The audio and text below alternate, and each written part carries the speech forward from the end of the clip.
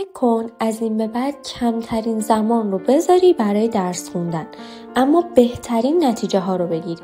اگر هرچی مطالب رو میخونی اما سریع یادت میره یا اگه هرچی تلاش میکنی و پیشرفتی نمیکنی تقصیر تو نیست، صرفا روش یادگیری رو بلد نیستی. متاسفانه از بچگی فقط بهمون گفتن درس بخون ولی هیچکس بهمون یاد نداده چجوری باید درس بخونیم.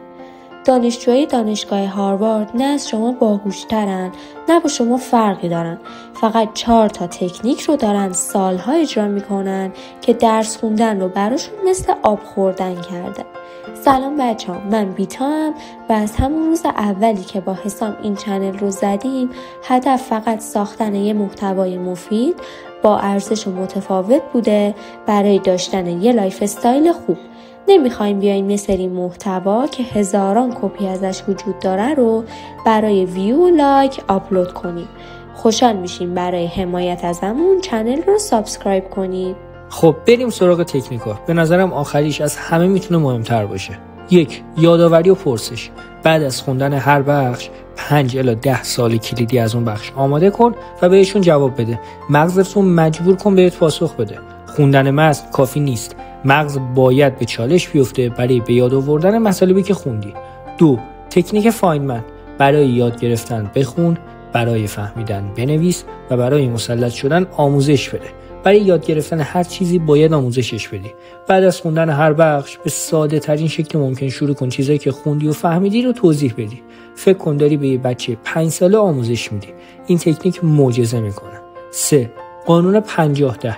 هر 50 دقیقه که درس خوندی 10 دقیقه استراحت کن. استراحت یعنی چشمات رو ببند و به چیزی فکر نکن.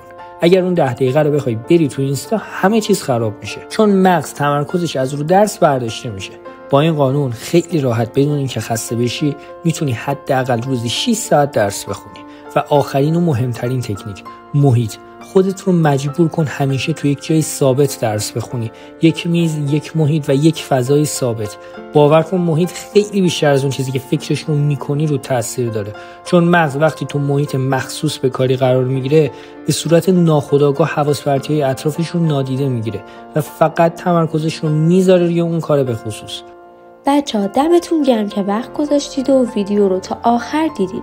اگه واقعا براتون مفید بود خوشحال میشیم یه سابسکرایب ما رو مهمون کنید.